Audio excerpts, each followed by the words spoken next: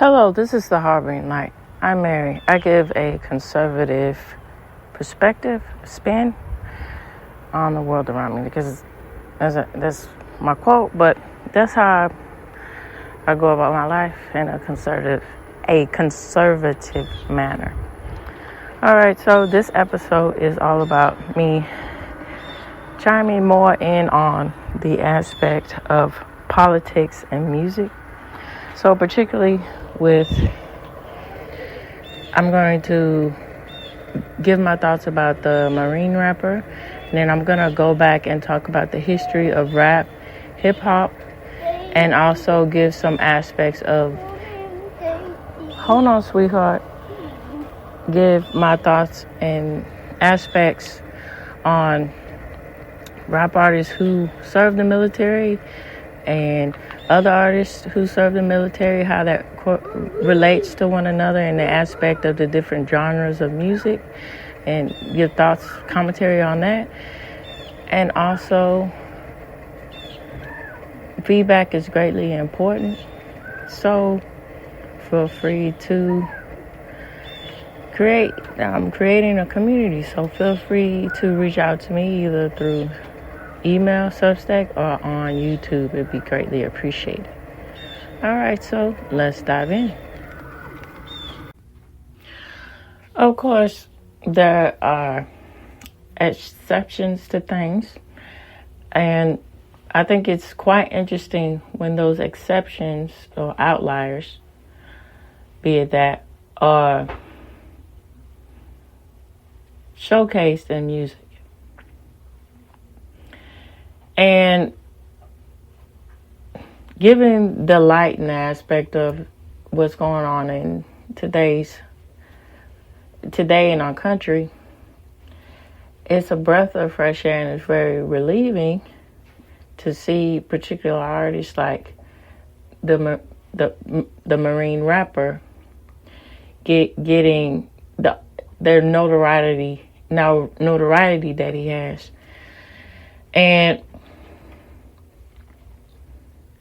looking in on it, it goes back and it gives reference to the true essence of what rap is all about. Merely lyrical, poetic expressions of your surroundings, of, so to speak, from, I'm talking about factual aspects, and then also from my personal understandings of what's going on around you. And it's quite interesting when someone takes the steps to prove how important it is to have your appreciation and your ties to your country, and to acknowledge how that shapes the backbone of culture. And then when we leak into that, we get all of the aspects that we need to understand in order to see what makes a country strong. Okay, and another point that I want to address, to add on to what I said previously, so it links to also, how is it that, particularly with rap and hip hop to a lesser extent, most of the time, if anything, most of the time, it's more acceptable. So how did this happen to where rap, for the most part, centers around uplifting the negative aspects of commercial success, say it that of a first world country? What I mean by that is gloating proudly about access with cars, jewelry, and then going into the degradation about women, and then glorifying violence. And particularly, there's one genre of rap where they just talk about all the people that they murdered, and that's a thing. It's mind-boggling, how this is prevalent as a acceptable or a normal thing to hear in music, and the culture is acceptable too, and just deemed as normal. And so it's quite interesting. So some years back, there was a documentary that centered particularly around, I believe it was Interscope Records. I'm trying to think about that in my head, and I'll go back and clarify that. But as I go on at talking about everything in this episode, so I believe it was centered around Interscope Records and all the particular artists that were assigned to that label. And it's quite interesting with the aspect of rap and what is deemed as more sellable. So here we go. What am I saying about this? So with Eazy, Dr. Dre, and Ice Cube, with everything, with their persona, at a time when they were just up and coming, they were rapping about things that were respectable and that were relatable, that were easy going, but at the same time it had an edge, and to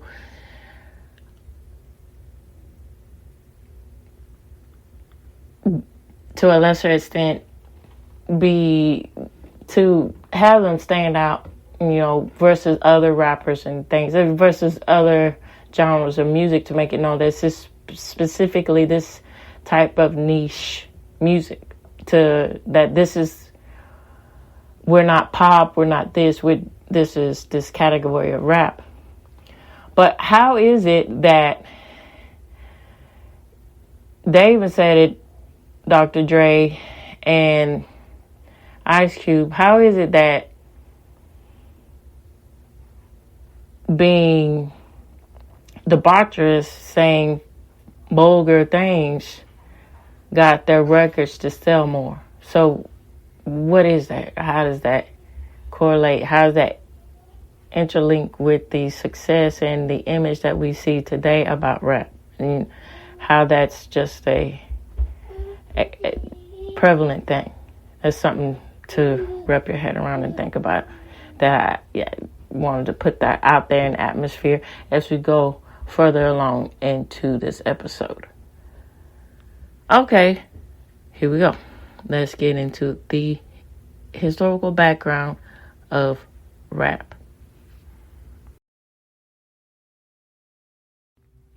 Okay, so the particular documentary that I was referring to about Interscope Records, it is Interscope Records that's highlighted in this documentary. It is called The Defiant Ones. All right, so let me get into the aspect of talking about the origin of rap music. So,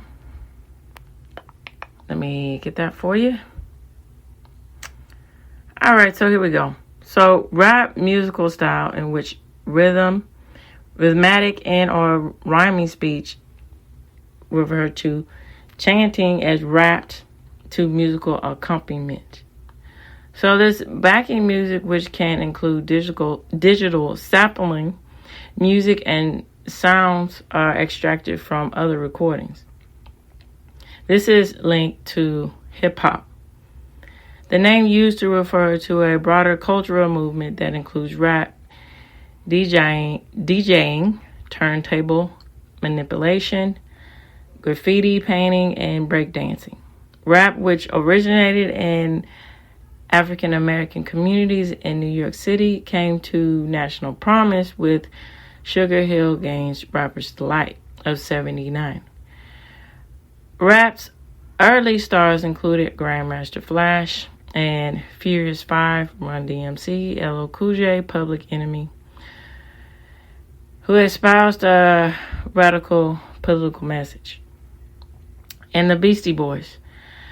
The late 1980s saw the advent of gangster rap, which lyrics that were often misogynist or that glamorized violence and drug dealing.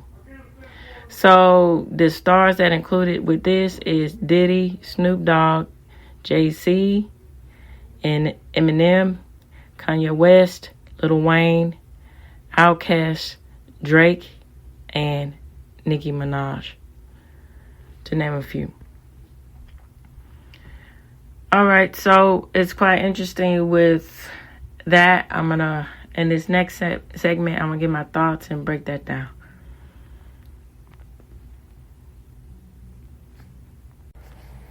So I found that quite interesting with Outkast being a part of the category with the gangster rap and all of that.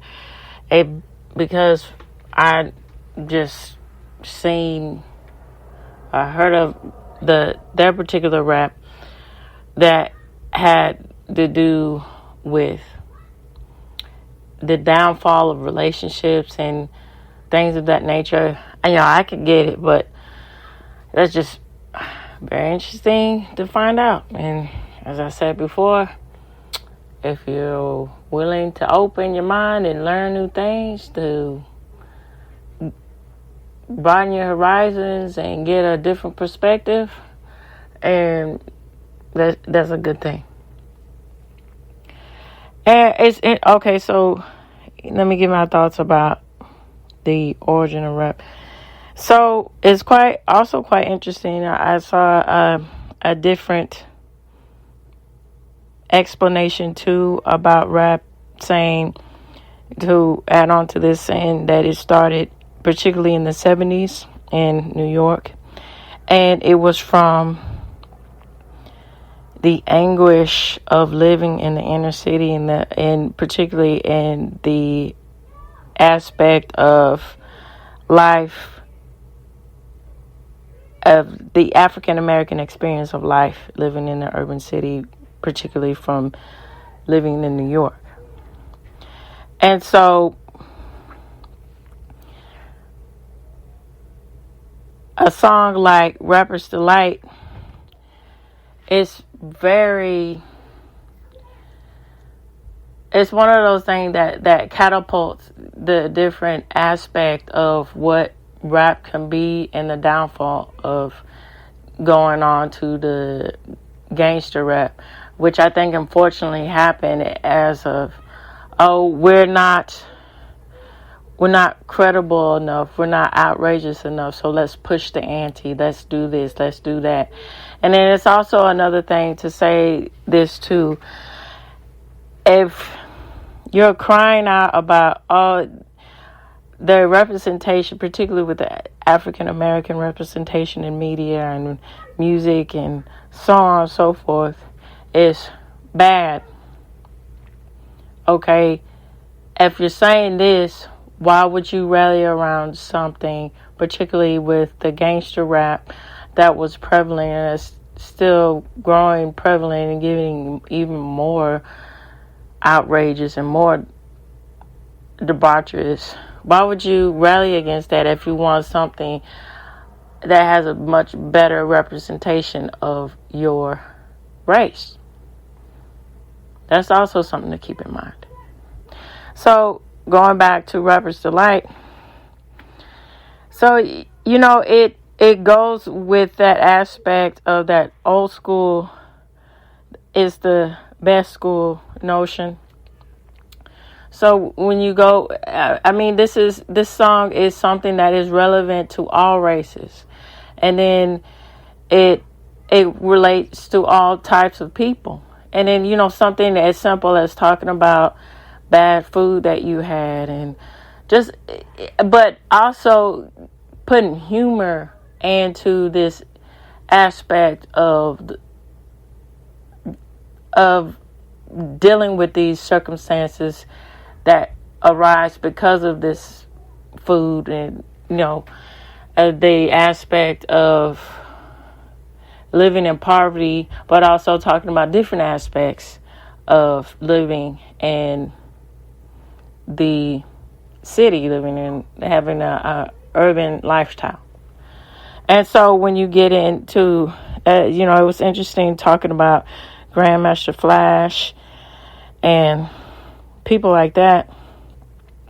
And it's prevalent to also point out, particularly, I think I'm getting him right, with white lights, white lights, do. And then, that's about snorting cocaine. And so that is prevalent to highlight the aspect of the drug culture going on in the 1980s. And particularly that was a whole thing in itself, saying,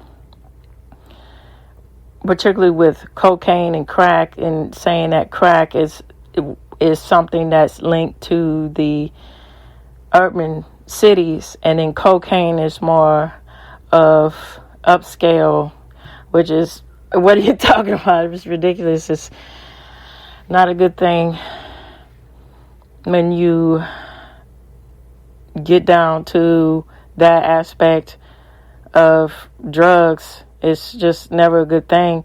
But being honest, talking about that was a part of a prevalent thing that was going on as far as a cultural academic of talking about the differences between that. And that's speaked upon on Grandmaster Flash. And then you have Kurtis Blow talking about, hey, these are all the breaks. Give it up, give it up, give it up. And, stuff like that, talking about the nuances of bad relationships and things like that. And then you get on to going into the 90s and, hey, we got to be more hardcore. We got to be more street reputable. And now let me get back to Eric. Let me highlight to Eric B. and Rakim. So those cats, they were one of those things that gives the medium ground of, okay, talking about their past, their wrongs, and then also on the other hand, with Paid in Full, but also on the other hand, talking about the paths to take to get out of that situation of crime. And then talking about other aspect of sort of the way they put in the nuances of jazz and influencing that, getting back to that poetry flow of speaking about things, of their experiences with how they see things, is quite interesting. And it also speaks to the aspect of the culture, particularly in the 80s, how it was a atmosphere of allowing all these different artists to come and showcase things, and then give people different perspective about things, and just instead of seeing things from a narrow tunnel point of view. And so, getting into the 90s and the whole aspect of gangster rap. And so how is it that, again, you cry and scream, you say, oh, nobody takes us seriously. Now, this is, of course, I don't have that perspective because, again, as I said, I see things from a conservative point of view. I walk my life like that, and then when I see stuff that's in a bad light of me being an African American woman, or a bad light of my culture, why give that attention? Why support that? You know? And so, needless to say, that in the 90s, that was the height, the mecca of centering around gangster rap. And so you got all these prevalent artists talking about the degradation, the gangster thug life. And it got to a point to where it had all these East Coast, West Coast beefs where that was prevalent as part of the, as it's termed, the legacy media. And because those aren't notable, reputable things, as, and I'm going to quote that and give credit to he's a really good YouTuber. I don't know why I can't think before you sleep, that guy, because that is quite interesting how he coined that, because that is something to think about, because people don't really watch, particularly with broadcasts and cable outlets and satellite. People don't really do that anymore. So it's legacy, and then versus today we live in streaming and apps and things like that. And then if you want to see the legacy media, you can see that through an app or a streaming device, what have you. So,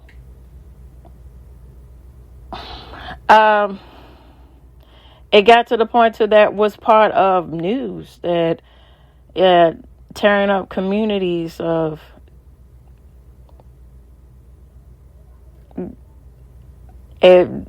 street gangster culture, that was just a normal thing to see, which is outrageous, and highlighting and then on top of this, escalating glorifying the aspect of being in gangs and talking about things like that. And then even the aspect of going on to Ice-T, talking about cop killer, pig, I hate you, blah, blah, blah. And then turning around and having a new perspective with him being in a show that he is a cop. And then, as I said, again, about Ice Cube and Dr. Dre, well, more Ice Cube, depicting himself as a family man. Okay, well, it's one thing, and I would encourage y'all to watch that. The Defiant Ones documentary is really good. All right, so it's one thing, to say that you want to be a rap artist, but it's another thing to say it's better to be a rap artist that's more sensationalized to debauchery. And that's what, because let's turn our focus and our energy towards that, because that's sales. So it begs the question, are you really in it to highlight the aspect of reality of the different types of people that happen to be black, the different the facets of that, or are you just looking for a paycheck and then you just cower down at any cost? It's something to really think about there now.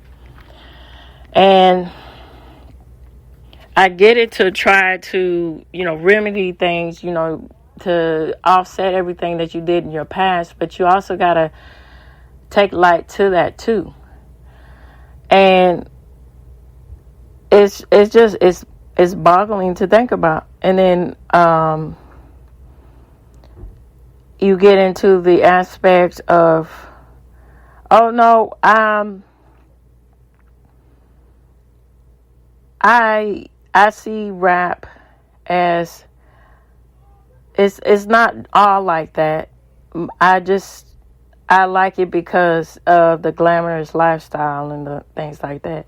Well, there's other aspirations to look towards, the aspirations to look towards rap artists that talk about things that are humbling, that talk about things as far as the real aspect of dealing with your plight in this life, whether that be a man and his outlook or his position in a modern society, and then the female point of view about the nuanced things of giving a real conversation of femininity, and then talking about things like that from it's hard pressed to find examples where there's a female artist that says, hey, myself as a female, I have these different thoughts about my place in society, my place as where I find my values in, my place of how I feel about myself and family, or my place of how I feel about education, my place of how I feel about the community in which I grew up in. Talking about things like that, there'll be the realm of, and then, this being a support system of uplifting these type of artists. It would just change the aspect of the stereotypes of what a black person is. But needless to say, that doesn't happen. So I think it's very important when there are rap artists who go against the grain and they decide to just say, hey, you know what? I want to speak about things from an educated and an evolved perspective and see where this goes. And it's wonderful that the Marine rapper had that opportunity. And it's more cases like him. And it's good to know that. But it's just unfortunate how that is overshadowed with what is particularly thought of about the main culture of rap music. All right, so here we go. I'm going to change gears and talk about the background of hip-hop.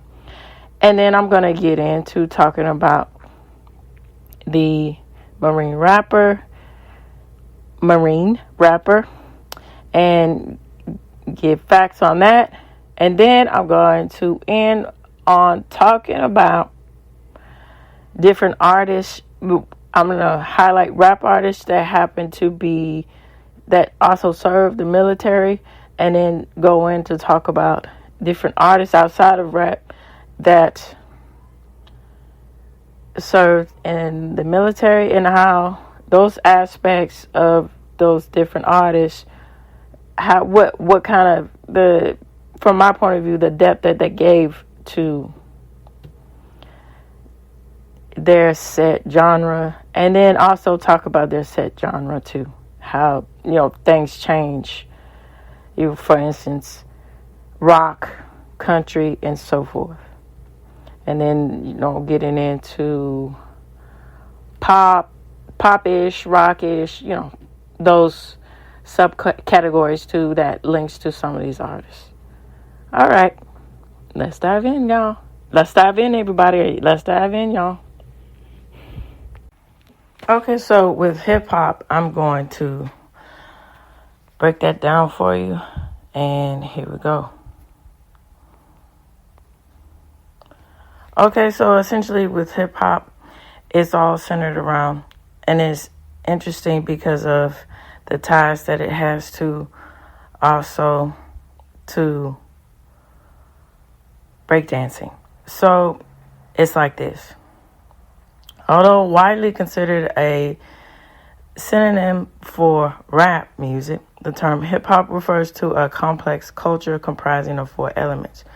And these 4 elements is DJing or turntabling, rapping, also known as MCing or rhythm, graffiti painting, also known as graph or writing, and b-boying, which is the style of hip-hop dance, style and the attitude and the stance, and this is prevalent from the 1980s with the breakdancing, out of the breakdancing movement.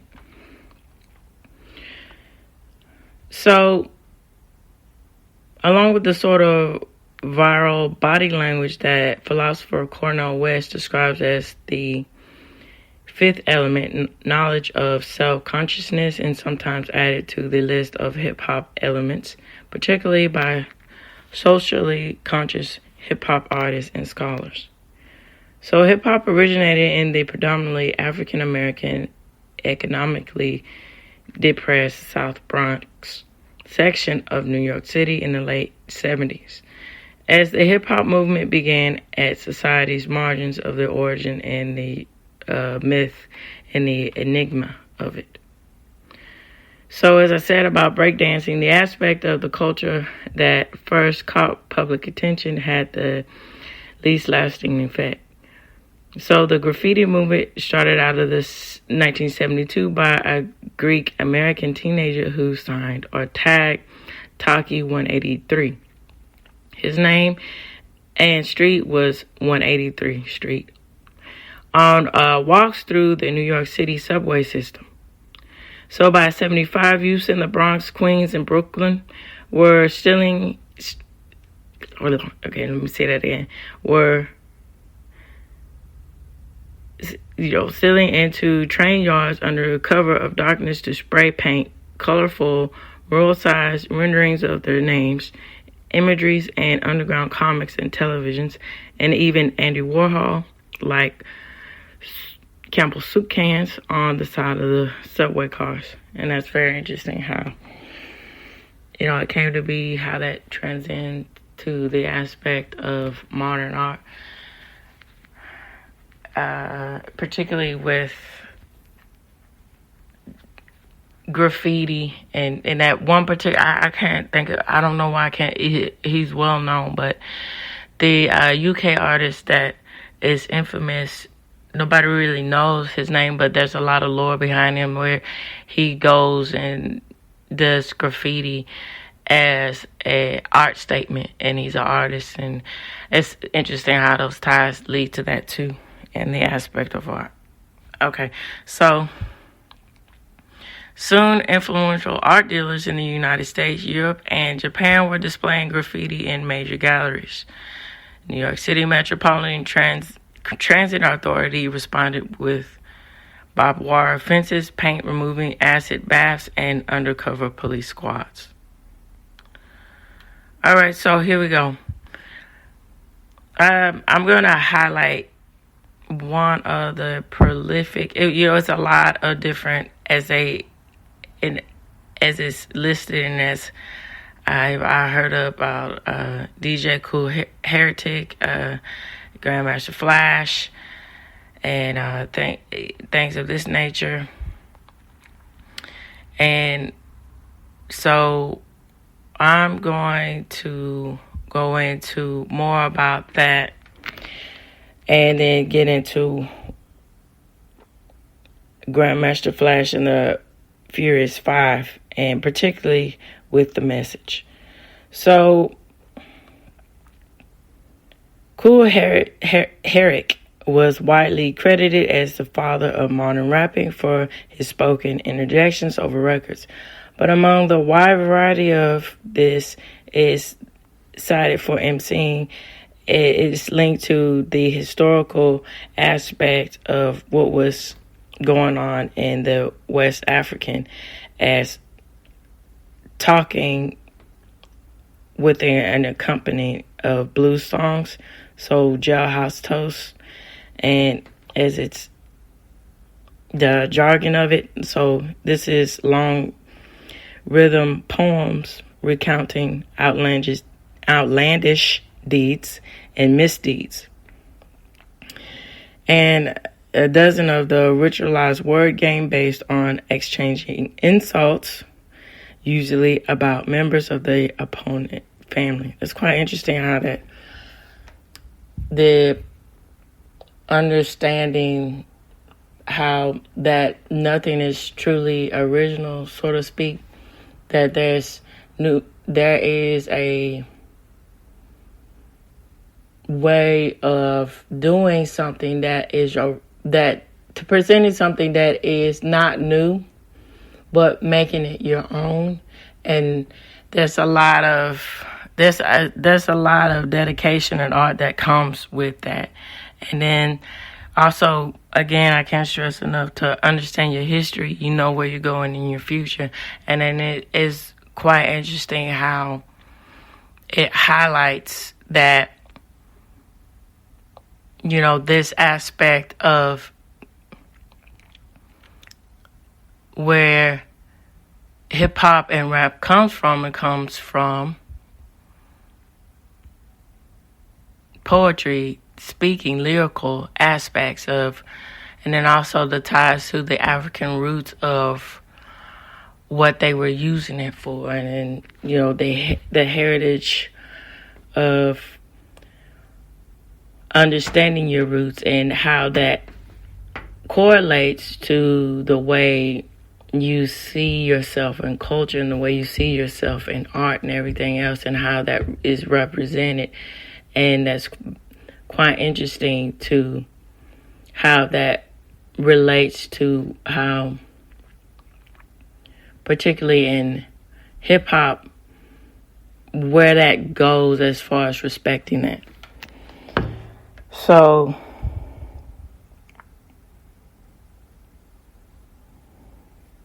okay, let me talk about Grandmaster Flash. So it's quite interesting with that song, as I was mentioning about the message, how it's one of those things where it's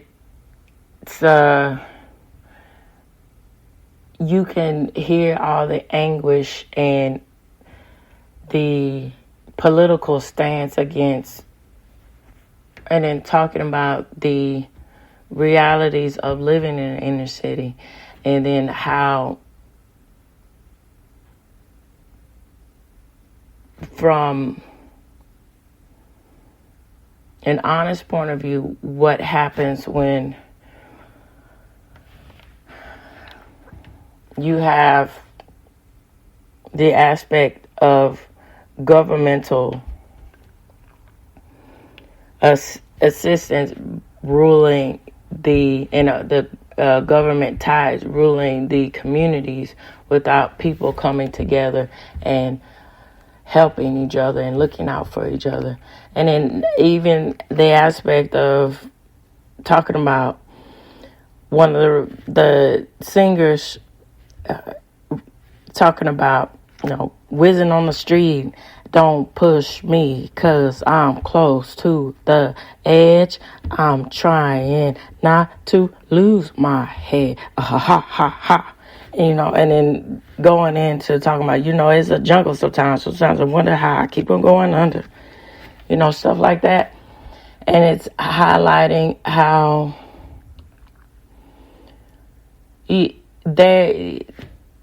highlighting and also focusing in on being aware of your circumstances and trying to find your way through it, and then trying to find your sanity in that. And the aspect of putting that forefront to get people to realize these situations of what happens, as I said again, when communities don't rely on each other to try to make everything better, as far as from an economical point of view. It's just all government assisted and misassisted with what is going on with citizens. And it's very unfortunate. And it also pinpoints to the importance of what can happen when you try to and you dare to use your platforms to talk about issues like that. And so here we go. So and then it is going into talking about rap. So rap first came to national prominence, as I said, about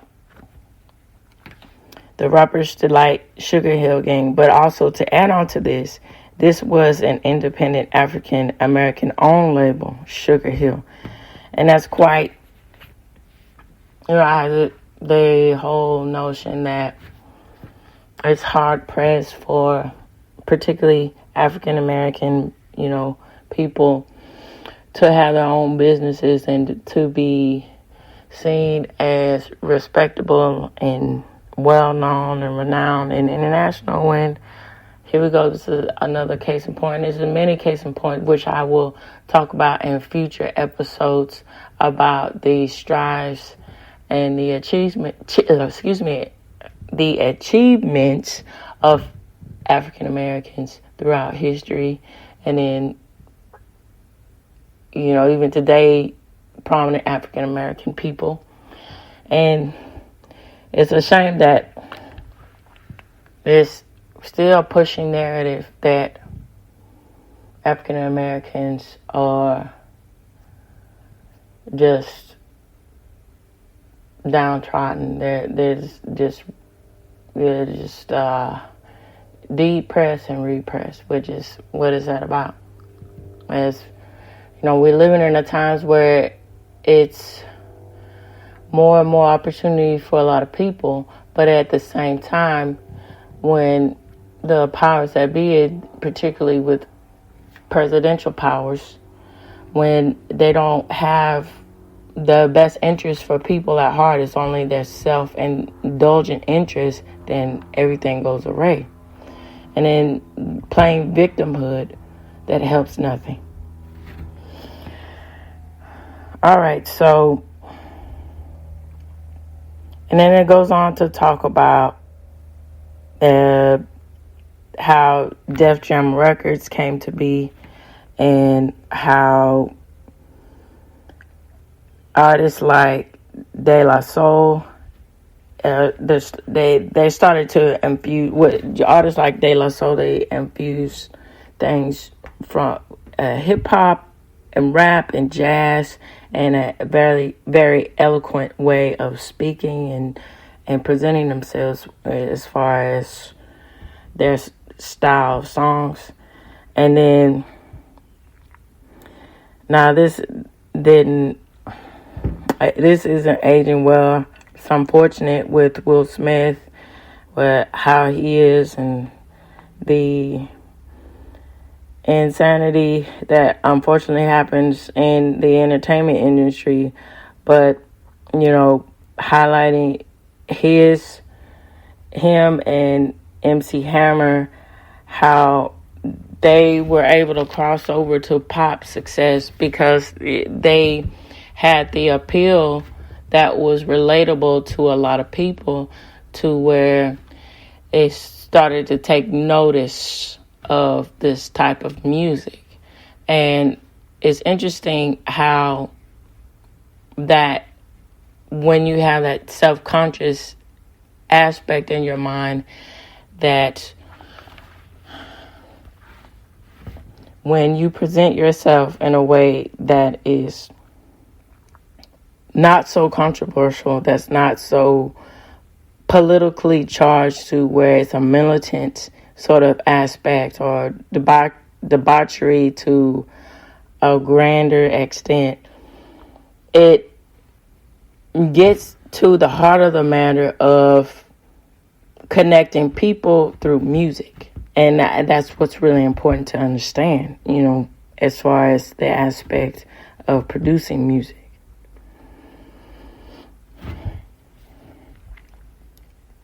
And so, as I mentioned about, it's just nuts how NWA is what I was talking about with that documentary with the Defiant Ones, going in on talking about how they did at one point, when they were starting their careers, they would say respectable things, and even more along the lines talking about women in a respectable manner. But that didn't translate to lucrative opportunities. So if de facto women are, female dogs and so forth, and in this and that, and it's just wow. And then also the aspect of, as I mentioned before, about, here we go, talking about Ice-T and Snoop Dogg and this gangster rap. So as Los Angeles-based label Death Row Records built an empire around Dr. Dre, Snoop Dogg, and the charismatic career of, and it was very interesting, finding out things about Tupac Shakur, that, he was not, he was just a performer initially starting out, and then he took on this role as being a gangster rapper when that's not his true, that's just not what his background is, and it's really wild to think about that. So, and then also, this is an aging well with Bad Boy Records and all the, I don't even know what to say about that, with Sean Diddy, Who, Combs, whatever, it's always changing something different in 5 minutes, name, and all the allegations and all the things going on and all the proof of his outrageous behavior is just, it's wow. It's mind-boggling how certain things like this is just a lot of other examples, but it's just prevalent how it's just accepted in the entertainment industry. It's just I don't know. It's really, and I'd like to know what you all think about the aspect of that's kind of mentality. What do you guys think about that? Why, how that's just accepted, and why is that a thing? And I mean,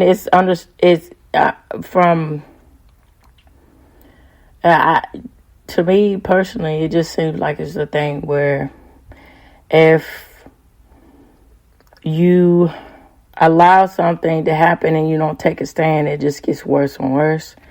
I don't know, but I would just like to know what you all think. Either email me, find me on X or on Substack, or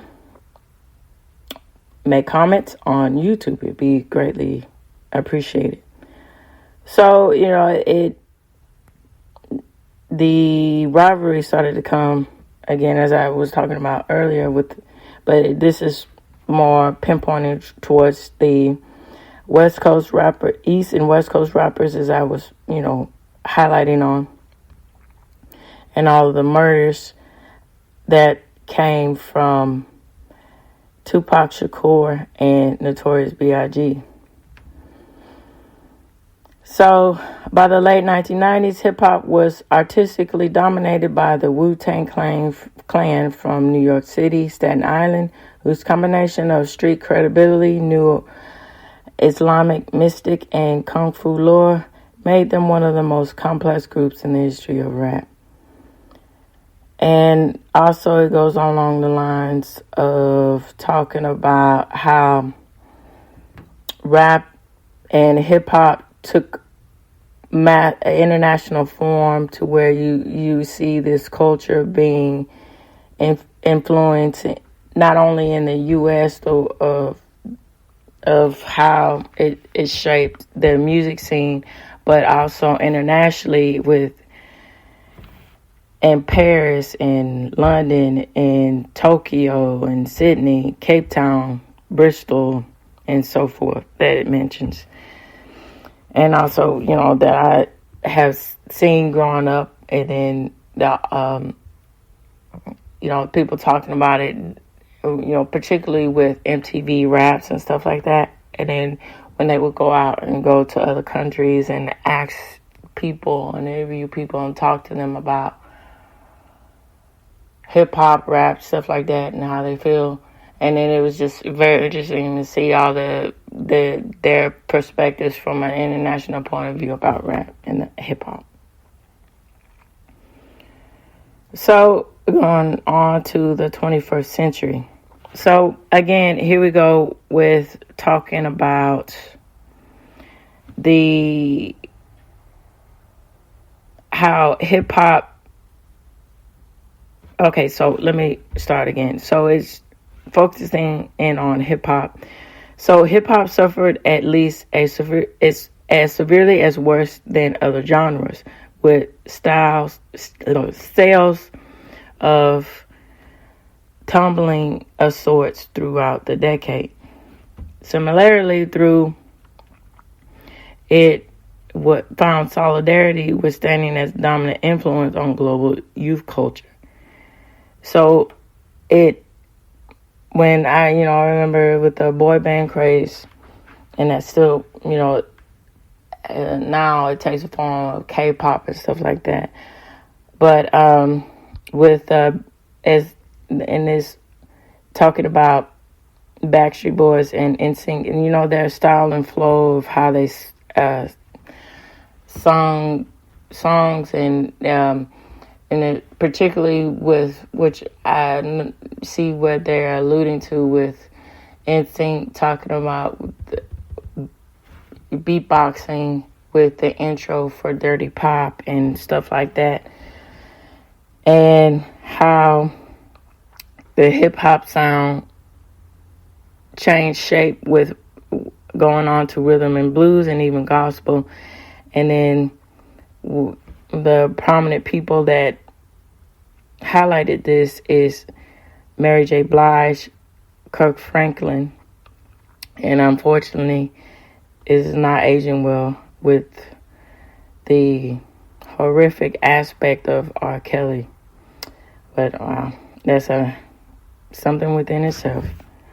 So, again with, what do you all, because they're saying that Outkast, again with the whole thing with Outkast being gangster rap, I don't know, because they had that's interesting to learn, but yet and still, I don't know if that's really good to categorize them in that aspect, because a lot of their songs had a lot of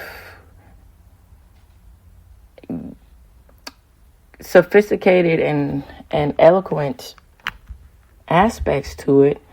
And I'd like to know what you guys think. Do you think that they would be considered gangster rap or so? Leave me comments through YouTube and so forth. I would like to know what y'all think about that. And so here we go with the aspect of talking about how, and I'm going to end on this, talking about how artists like Jay-Z and artists like Ludacris and artists like this, and then going in on Snoop Dogg, how they were able to mainstream the aspect of don't pay attention to my gangster thug sort of roots. Look at my nuance of me being this sort of, which Jay-Z and tried to brand himself with a Renaissance man, and how that ties into the aspect of seeing gangster rap in a way to where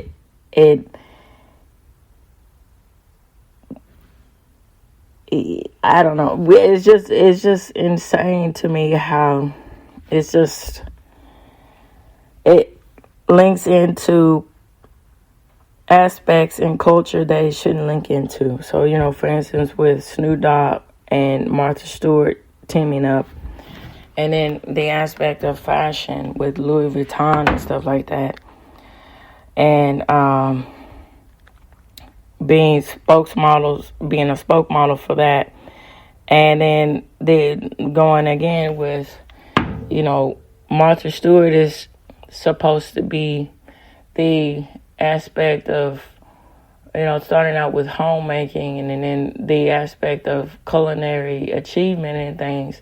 And then you see her talking about for shizzle my nizzle and stuff like that. It's like, why would you cheapen your persona like that? It's just something how that can consciously be rebranded to the aspect of being acceptable when in reality it's just a clown show. And so I'm going to go on and talk about the Marine rapper. Okay, so Raymond Lott, better known as the Marine rapper, is stated as saying his music is heavily influenced by metal, hip-hop, country, and his service in the U.S. Marine from 2004 to 2014, where he completed 2 combat tours and 1 deployment to Africa, earning a combat action ribbon in Iraq. So in February of 2021, the Marine rapper achieved his first Billboard hit single featuring on hip-hop artist Topher track, The Patriot. And this is what, and the come on, sweethearts. And these are the songs that I'm most familiar with: The Patriot and Let's Go Brandon. And so The Patriot hit the Billboard charts at number 1. Let's Go Brandon hit the Billboard charts at number 6. And the third Billboard, and this was in October of 2021. And in November of 2021, there was a third Billboard number 7 hit single with I Left My Home. Okay. Go inside, okay? Okay, I'll be right there with you. Okay? Excuse me, my baby's. Okay. Okay, I'll be right there. I'll be right back, okay? Come on. All right. Be right back. All right. I gotta take care of them. They come first. Okay, let's get back to it. Okay. All right, so I think it's important to highlight a rapper like this. So particularly, it just goes to say, no, even in times where they say, oh, that's too edgy, or that's too, you can't do stuff like this or say stuff like this in this type of era. Oh, that's, you can't, you wouldn't be able to get your voice heard. And it's commendable and it's wonderful that artists and people like this, they stand to understand the importance of using their platforms to address and highlight the issues that we are facing in our society. And particularly with Raymond Lott's work, I'm going to focus in on The Patriot and Let's Go Brandon. So with The Patriot, it talks about the aspect of defending and protecting and being very respectable. The best way I can describe it, I'm to get into the right aspect of this. So it's like this: when you have the notion of understanding the honor behind protecting something that's very valuable, which is the state of your country, and you highlight that it will showcase to the world about your stance on how your values and where you stand on your issues line up. So, and then when people see that on a world stage, they take you more seriously as a nation.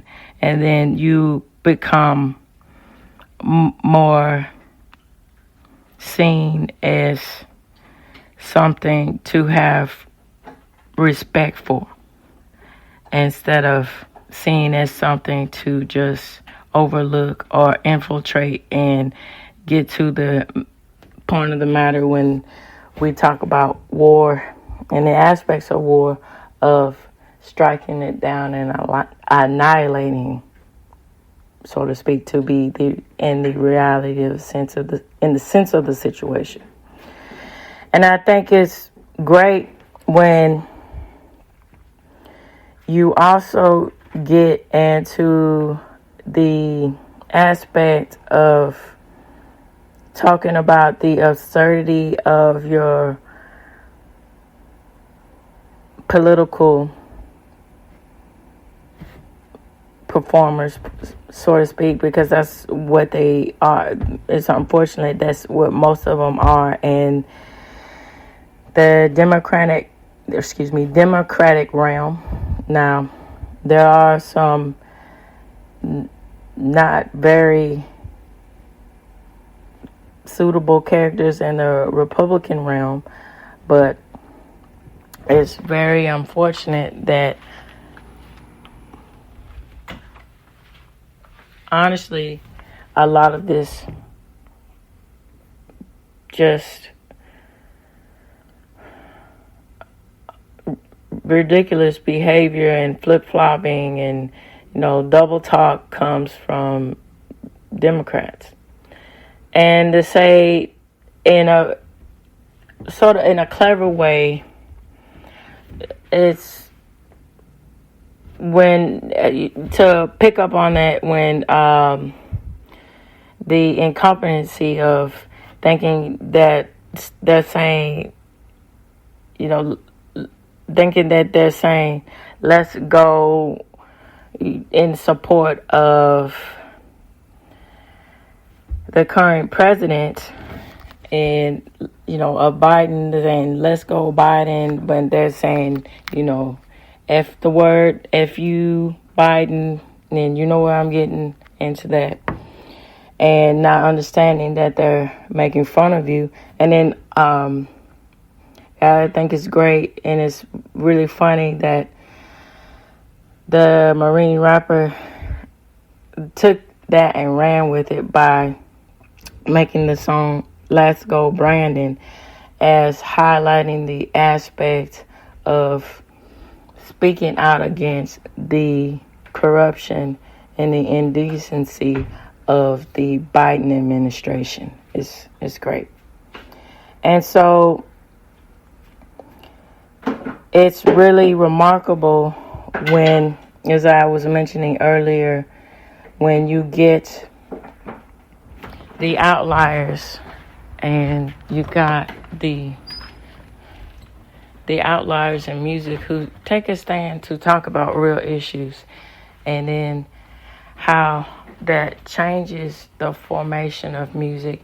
And then when people get behind this and support this and make this to an aspect to where it's really well known, it's great. It just proves another point of what people really care about. And it also proves another point of how people feel and what people think about the situation in which they're living in, and from a political point of view too. That's something to really consider when talking about the aspects of music, and then also talking about the aspect of the great things that can happen when rap is used to go against what is predominantly seen, the negative side of rap, to go against that and bring rap back to something that can be a positive form. All right, so let me get into the last aspects of talking about rappers who served in the military, and then going on to other artists who served in the military.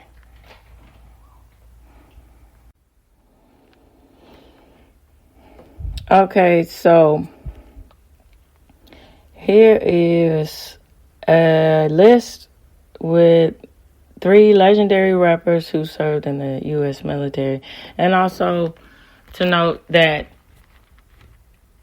there's some hip-hop artists, how that relates to everything. Some hip-hop artists, as far as MC Hammer, he served in the military. And then, it takes an aspect of how that military life shaped his career, and even through the trials and tribulations of his career, how that all shaped it, and how that turned around and translates to other aspect of, going into rappers and things like that. How, serving the country at one point, but yet getting to the aspect of highlighting and focusing in on illegal criminal activity as glorifying that. Like, how does that relate? And it's quite interesting because my husband, he served in the military, particularly in the Army, and he said that he saw a lot of young guys coming in. They were rapping, wanted to rap and stuff like that, and talk about the aspect of rap in their lives, and how everything like that, and how they came and wanted to come to the military, serving in the military, so it can change their lives, so they can have a path, they can have goals. And then it's quite interesting how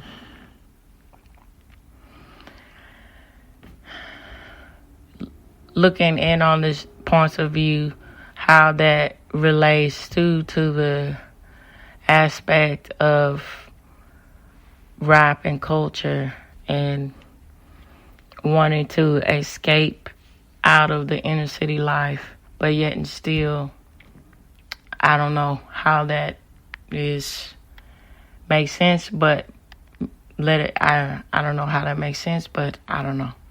It's just something to really look at. So let that make sense to me. And I don't know, what do you guys think about that? It just, I don't understand it, but I would like to know what your thoughts on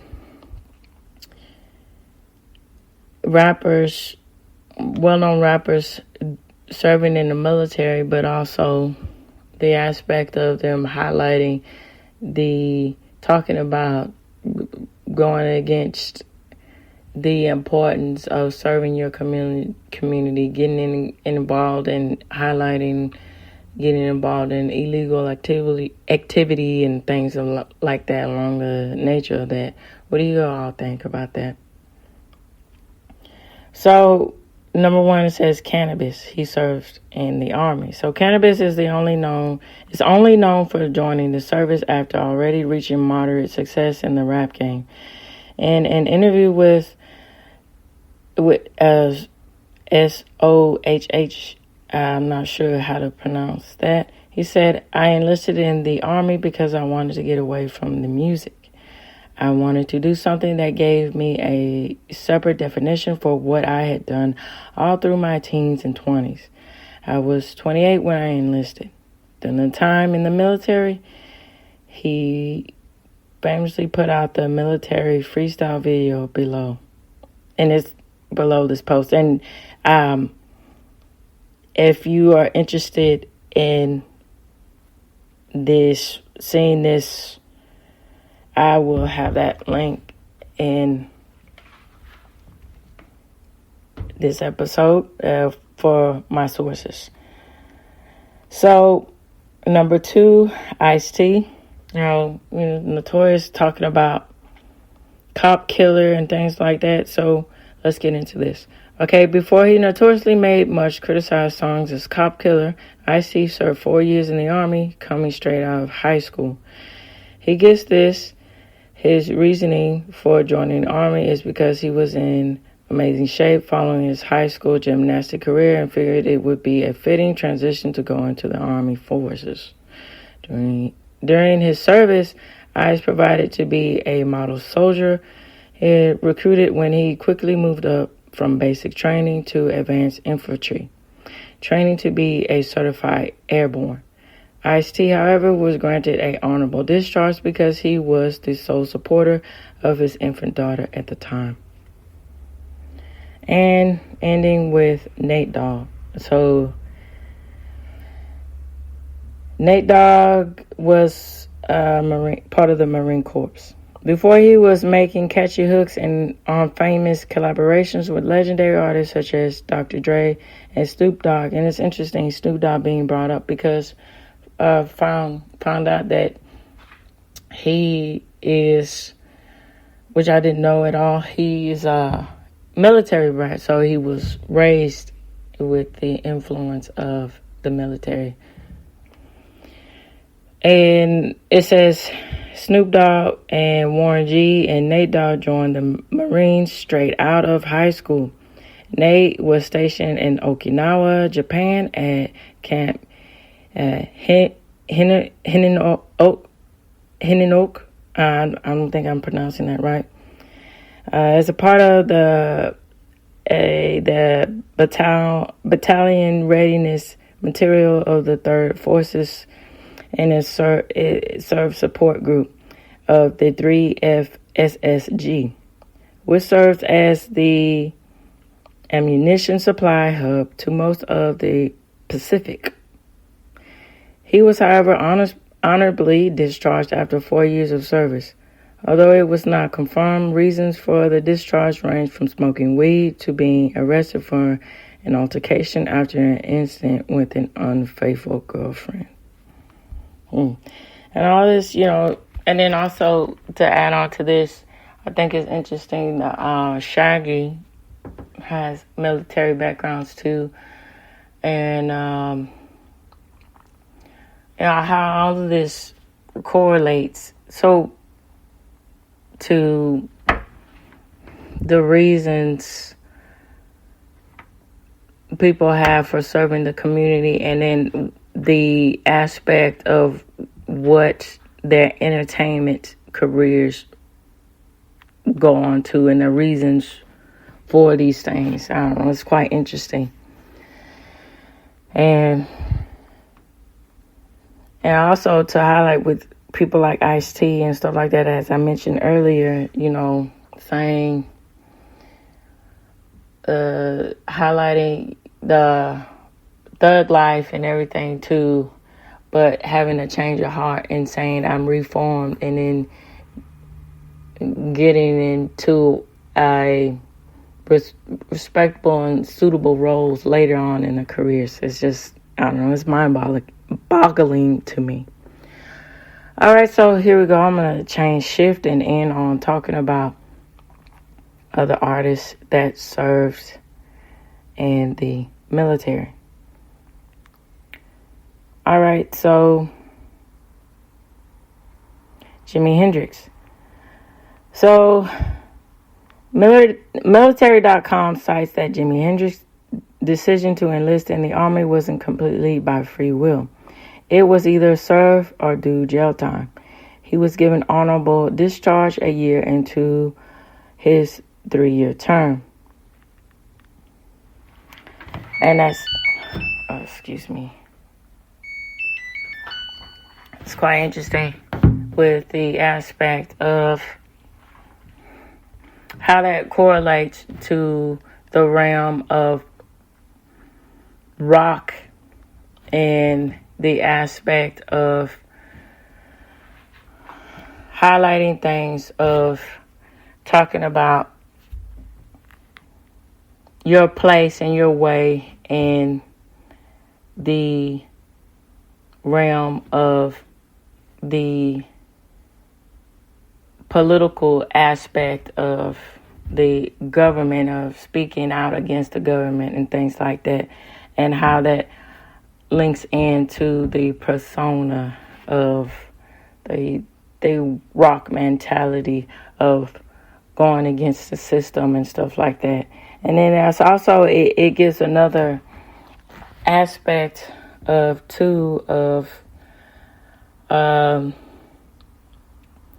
the mentality and the reasons for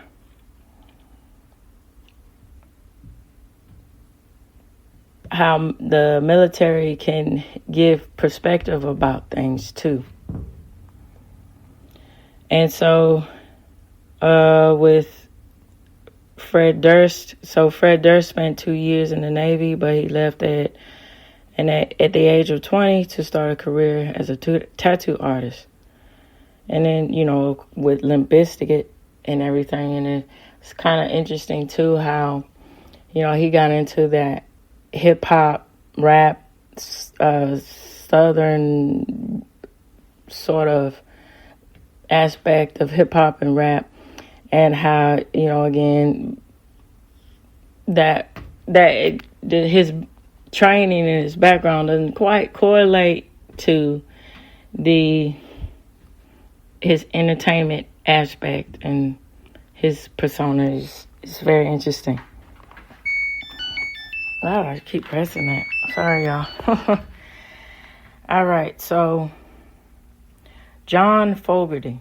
So the Creedence Clearwater Revival frontman told Army.com he had been drafted in 1966 for the Vietnam War, but instead went to a local Army Reserve recruiter to sign up. He was discharged in 1967, just in time for a band to kick off.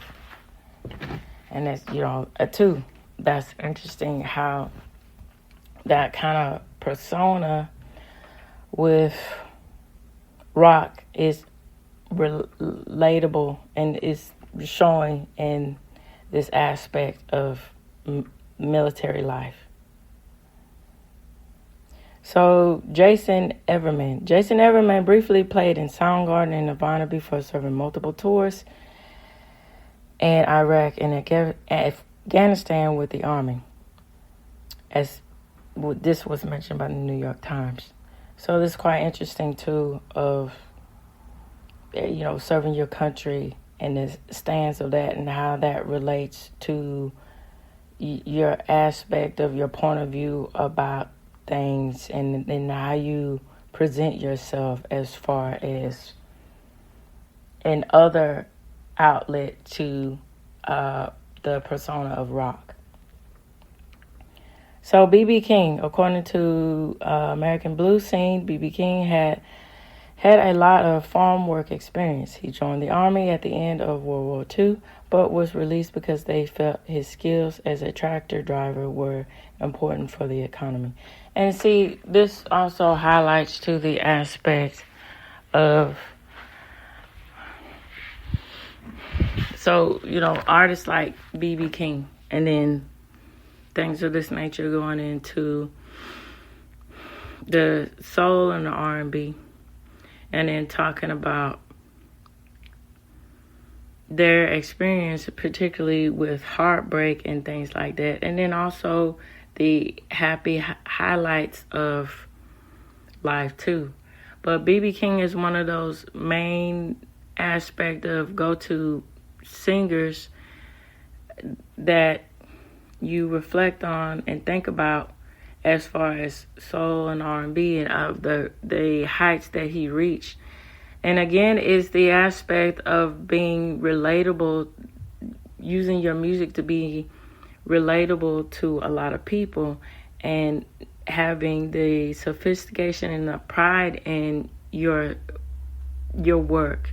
And then this highlights too to his background, how, you know, he served the discipline of serving in the army, and then also the discipline of working on a farm, and how skilled he was, that and it was sought after that he was able to make a life for himself.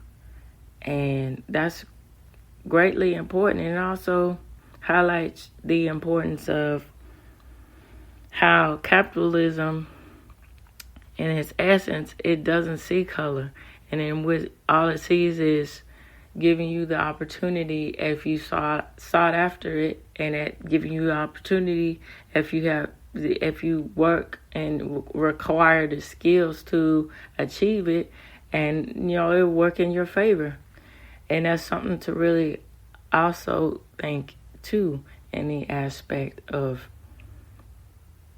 B.B. King and his history.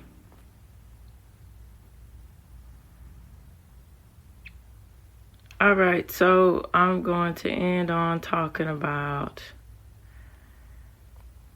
Jerry Garcia and Chris Henderson. So Jerry Garcia, the Grateful Dead icon, told Rolling Stone he was forced to join the Army in '60 as a punishment for stealing his mom's car. He was given a general discharge later that year due to his lack of involvement. And this is quite interesting. So Jerry Garcia, you know, with a whole Grateful Dead movement, and with his sort of hippie persona, well, not sort of, but his hippie persona is with the Grateful Dead is what they were, that psychedelic rock is what they were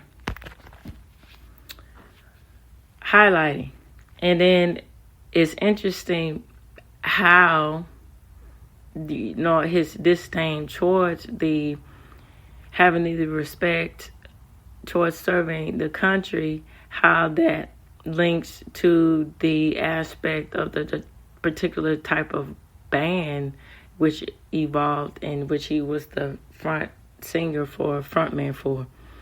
And then it's also interesting how the hippie movement is seen as the aspect of not taking responsibility. It's just whatever feels good, you know. And then it's something to know that this was a part of his background. It's really interesting. So Chris Henderson, guitarist, Three Doors Down, is a veteran of the U.S. Navy.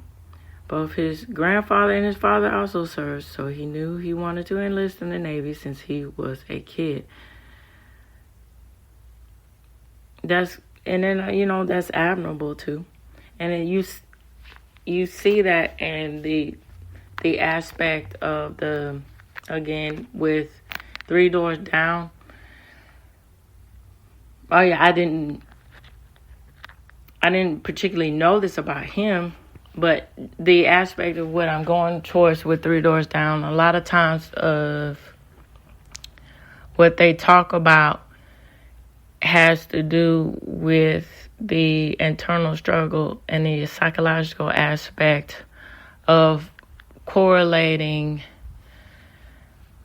protecting and the public and serving the public, particularly with Superman and a superhero with that song, and then other songs that are similar to that. But really my point is revolving around the whole aspect of the themes of their songs. It has to do with your moral compass and your character. What do you do? Where do you stand? Where do you place yourself out, and how do you react to adversity? All right. So this reaches the end of the Harboring Light. And absolutely, you all, feel free to give me your thoughts and comments and everything else you think about this. And then your thoughts in general about music. What do you think as far as the aspect of music and using your height of fame and your your genre to speak about things? What do y'all think about that when celebrities do that? They use their platforms to speak on things and everything else. I would be interested to know what you all think. So either leave me comments through emails, through X, through Substack, or on YouTube. It'd be greatly, greatly appreciated. Tune in, turn up, and absolutely take care out there. Bye-bye now.